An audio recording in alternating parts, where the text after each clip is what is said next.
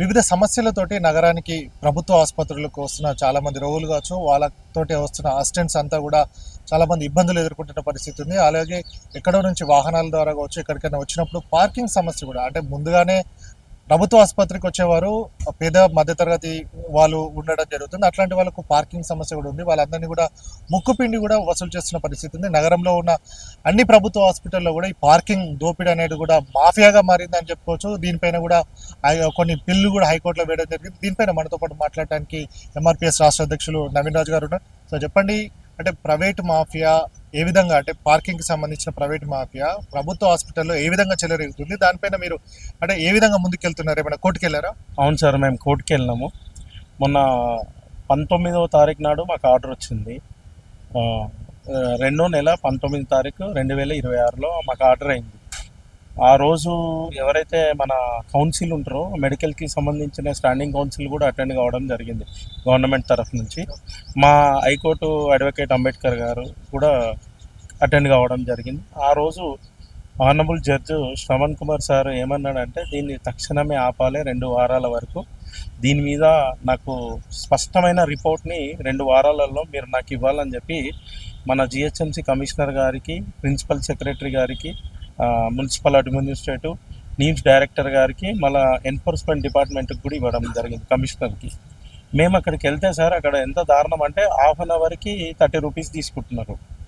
వాళ్ళు ఒక 2-3 గంటలు ఉంటే 50 రూపాయలు. అంటే ఏ హాస్పిటల్లో మీరు చూసారు? సార్ ఇక్కడ సిటీలో అన్ని గవర్నమెంట్ హాస్పిటల్లో ఇదే.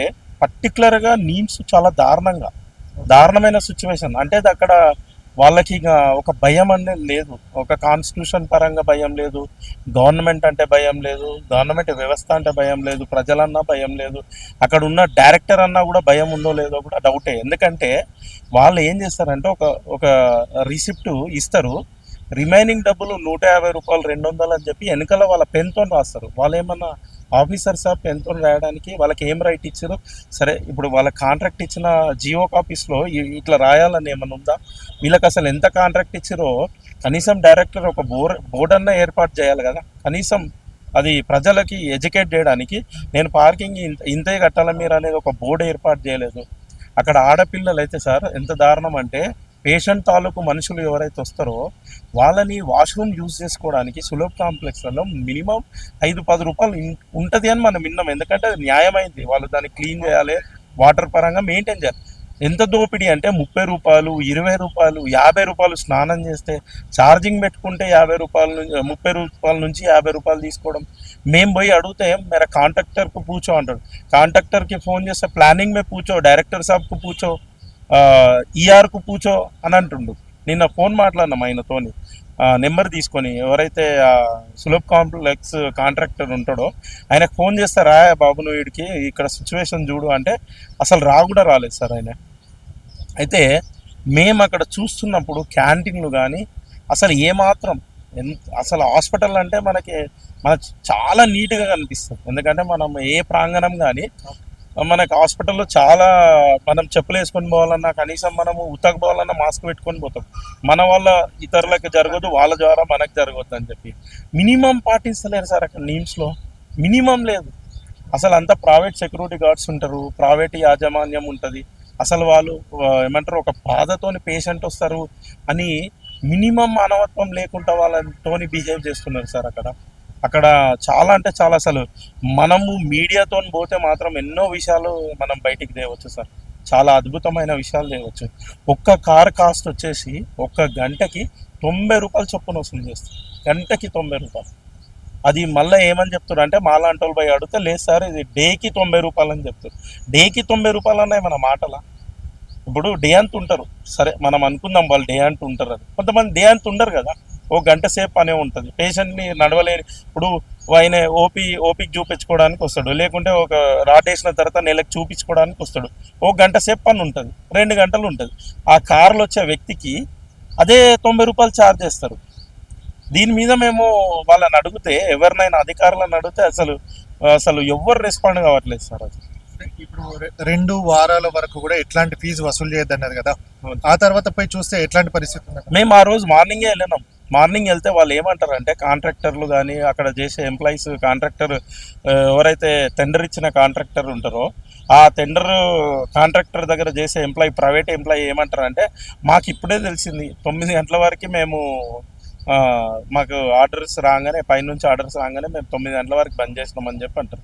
మేము 9 గంటలకు వెళ్ళలేదు, దాదాపు మేము అక్కడికి 10-11 అయింది కదా, 10-11 అయింది మేము వెళ్ళేసరికి.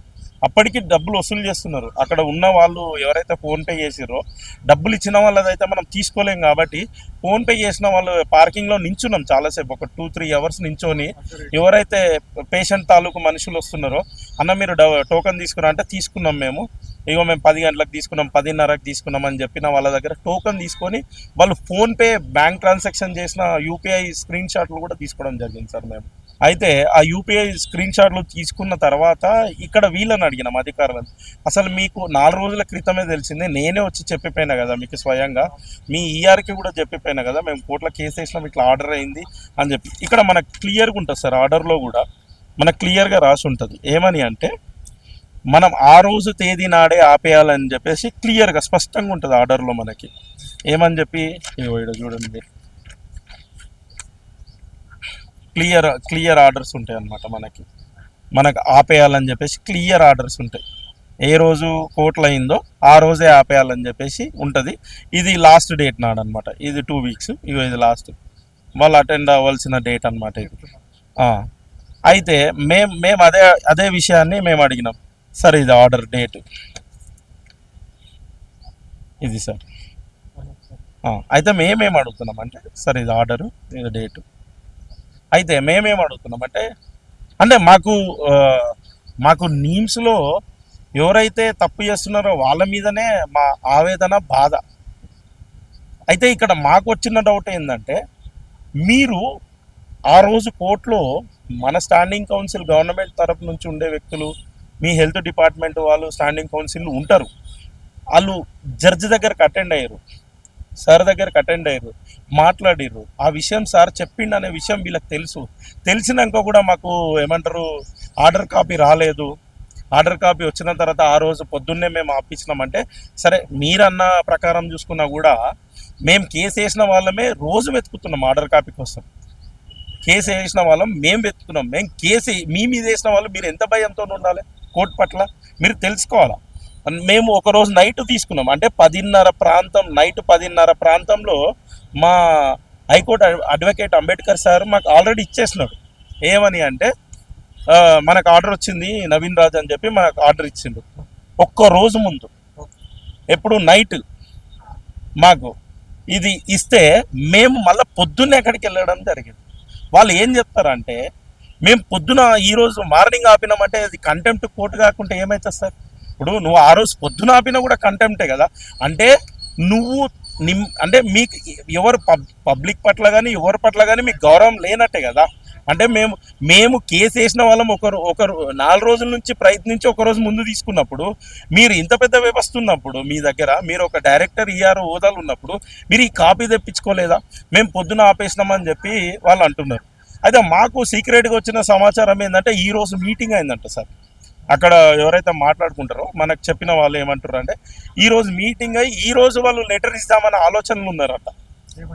మేము ఎవరైతే పార్కింగ్ ఉన్నారో ఆయన టెండర్ ఆయనకి, మీది ఒక 2 వీక్స్ ఆపండి, కోర్టు ఆదేశాలు పాటిస్తామని చెప్పి వాళ్ళు ఇస్తా అంటున్నారంట. నేనేం అడుగుతున్నా అంటే, 4 రోజుల క్రితం స్వయంగా నేను వచ్చి మీకు చెప్పిన, కాపీస్ చూపించిన, పేపర్స్ చూపించిన, నా దగ్గర ఆర్డర్ రాలేదని చెప్పిన, నేను కేసు వేసిన విషయము ఈరోజు అయిందనేది కూడా స్పష్టంగా వాళ్ళకి చెప్పిన, వీళ్ళ కౌన్సిల్ కూడా అటెండ్ అయ్యి ఉన్నాడు. ఆ కౌన్సిల్ ఈయనకు చెప్పలేదా ఈ సమాచార లోపం ఏమైనా అయిందా అంటే, సరే ఓకే, ఒక్కరోజు ముందు మేము కాపీ తీసుకోగలిగినప్పుడు మీరు ఆ రోజు పొద్దున్న వరకు డబ్బులు వసూలు చేసిర్రు అంటే మీరు ఎవరిని గౌరవిస్తున్నారో మాకు అర్థం కాని పరిస్థితి సార్.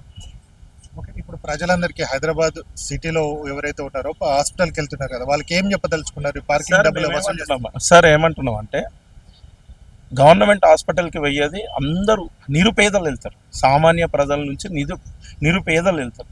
అక్కడ వాళ్ళని ఈ ఛార్జెస్ ఆ ఛార్జెస్ అని చెప్తే వాళ్ళ దగ్గర ఉంటాయి, కొంతమంది దగ్గర ఉండవు సార్. ఇప్పుడు కొంతమంది గ్రామం నుంచి వస్తారు, చాలా బాధల అక్కడ మనం పోయి చూస్తే కళ్ళలకు నీళ్ళు వస్తాయి సార్. వాళ్ళు అక్కడ పోతే వాళ్ళని దీనికి పైసలు కట్టు, దానికి పైసలు కట్టు అంటే వాళ్ళ దగ్గర ఉండవు. మనం ఏమంటున్నాం అంటే, ఇది గవర్నమెంట్ వ్యవస్థనే కదా, ఎన్నో ఇస్తున్నది గవర్నమెంట్ ఫ్రీగా.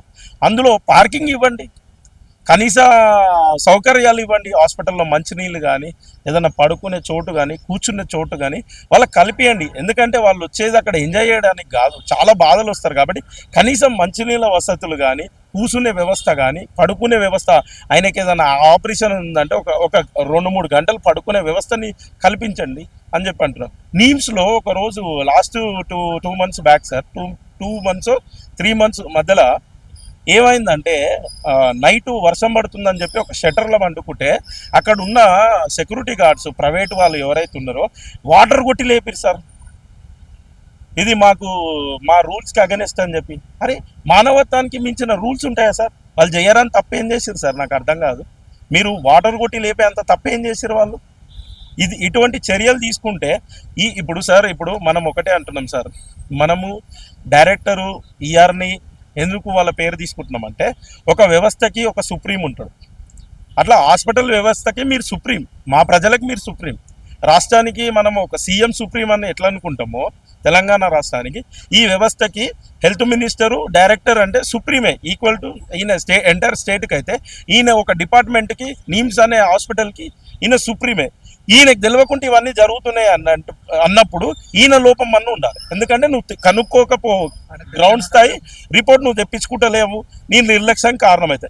తెలిసి ఉంటే ఎందుకు చేస్తున్నావు అనేది మా డౌట్. అది సార్ మా ప్రాబ్లం. ఇప్పుడు కోర్టు కాపీ ఉంది, ఆర్డర్ కాపీ ఉంది. అవును సో ఇప్పుడు నేను వెళ్ళినా, మీరు వెళ్ళినా, ఎవరు వెళ్ళినా కానీ ఉస్మానియాకి వెళ్ళో గాంధీకి వెళ్ళినప్పుడు పార్కింగ్ అనేది వసూలు చేస్తారు. ఈ అవేర్నెస్ కోసం మీరు ఏం చెప్పదలుచుకున్నారు అంటున్నా. ఇప్పుడు సరే, ఇప్పుడు 2 వారాలు డబ్బులు కట్టద్దు అన్నది కదా. 100% కట్టొద్దు సార్. ఎవరైతే మన తెలంగాణ రాష్ట్రంలో honourable judge Shravan Kumar sir ఇచ్చిన ఆర్డరు యావత్తు తెలంగాణలో ప్రజలందరూ చాలా ఆనందాన్ని వ్యక్తం చేస్తారు సార్. మేము వెళ్ళాం కదా నీమ్స్లో, మేము వెళ్తే వాళ్ళు ఎంత అంటే చేతులెత్తి మొక్కుతున్నారు సార్. మా దగ్గర వీడియోస్ ఉన్నాయి. ఆ సార్కి దండం అని చెప్పి చెప్తున్నారు సార్ ప్రజలు. ఎవరు మన ఆనరబుల్ జడ్జి ఎవరైతే ఉన్నారో శ్రవణ్ కుమార్ సార్కి, హైకోర్టు జడ్జి గారికి చాలా చాలా ఆనందం వ్యక్తం చేస్తున్నారు. ఈ విషయం కంటిన్యూ అయితే ఇంకా సంతోషంగా ఉంటుంది సార్. అయితే మేమేమంటున్నాం అంటే మొత్తము నీమ్స్తో పాటు యావత్తు తెలంగాణలో ఉన్న గవర్నమెంట్ హాస్పిటళ్లలో ఫ్రీ పార్కింగ్ ఇవ్వాలనేది మా డిమాండ్ సార్. ప్రభుత్వ ఆసుపత్రిలో ప్రైవేట్ మాఫియా పార్కింగ్కి సంబంధించి ఏ విధంగానైతే చెలరైపోతుందో చూసుకోవచ్చు. అంటే నామమాత్రంగా అంటే 5 రూపాయలు 10 రూపాయలు వసూలు చేయాల్సింది. అలాగే సులభ్ కాంప్లెక్స్కి సంబంధించి పేరు గొప్ప ఊరు దిబ్బ అన్నట్టుగా సులభ్ కాంప్లెక్స్ ఏదో మానవతా దృక్పథంతో చూడాల్సింది. అండ్ యూరినల్స్కి కావచ్చు, వేరే వాష్రూమ్స్ యూజ్ చేసుకుంటే 30 రూపాయలు, అంటే దోచుకున్న వాడికి దోచుకున్నంత 100 రూపాయలు కూడా వసూలు చేస్తున్న పరిస్థితి కనబడుతుంది. సో అక్కడికి వాళ్ళ అవసరాన్ని ఆసరాగా చేసుకొని వీళ్ళంతా కూడా దోచుకుంటున్న, కాంట్రాక్టర్లు దోచుకున్న పరిస్థితి ఉంది. సో ఇట్లాంటి ప్రభుత్వ ఆసుపత్రిలో ప్రజలకు ఎన్నో బాధలతో వస్తారు కాబట్టి ఆ పార్కింగ్ అని రేషనలైజ్ చేసి తక్కువ కన్నా పెట్టాలి. ఎంతైతే కాంట్రాక్ట్లో ఉందో అంతే తీసుకోవాల్సిన అవసరం ఉంటుంది. కాకుండా ఇష్టం వచ్చిన రీతిలో వాళ్ళు వసూలు చేస్తున్న పరిస్థితి ఉంది. కాబట్టి ఇట్లాంటి వారిపై చర్యలు తీసుకోవాలని, అలాగే ఆనరబుల్ హైకోర్టు కూడా మార్చి 9 తారీఖు వరకు కూడా డబ్బులు ఎక్కడ కూడా పే చేయొద్దు అని కూడా చెప్తున్న నేపథ్యం ఉంది. కాబట్టి 2 వారాల పాటు 19వ తారీఖు నుంచి వీళ్ళు హైకోర్టుకి వెళ్తే 2 వారాల పాటు కూడా ఇట్లాంటి ఫీజులు కూడా వసూలు చేయొద్దు అని కూడా ఆనరబుల్ హైకోర్టు చెప్పిన నేపథ్యం ఉంది. కాబట్టి సో ఎక్కడైనా సరే పార్కింగ్ సంబంధించిన డబ్బులు ఎవరు అడిగినా సరే ఎవరు కూడా కట్టొద్దు అని కూడా ఆర్డర్ కాపీలో ఉంది. కాబట్టి నగర ప్రజలు ఎక్కడికి వెళ్ళినా సరే పార్కింగ్ అనేది ఎవరు డబ్బులు అడిగినా కూడా వాళ్ళు ఎంఆర్పిఎస్కి సంబంధించిన నాయకులు నవీన్ రాజ్ చెప్తున్న నేపథ్యం ఏదైతే ఉందో ఎక్కడ కూడా డబ్బులు వసూలు చేస్తే తమకు సమాచారం ఇవ్వాలని, లేకపోతే హైకోర్టు ఏదైతే చెప్పిందో ఆర్డర్కి సంబంధించిన వివరాలు చెప్పాలని కూడా వారు చెప్తున్న నేపథ్యం కనబడుతుంది. విశ్వ ప్రభాకర్తో గణేష్, హైదరాబాద్.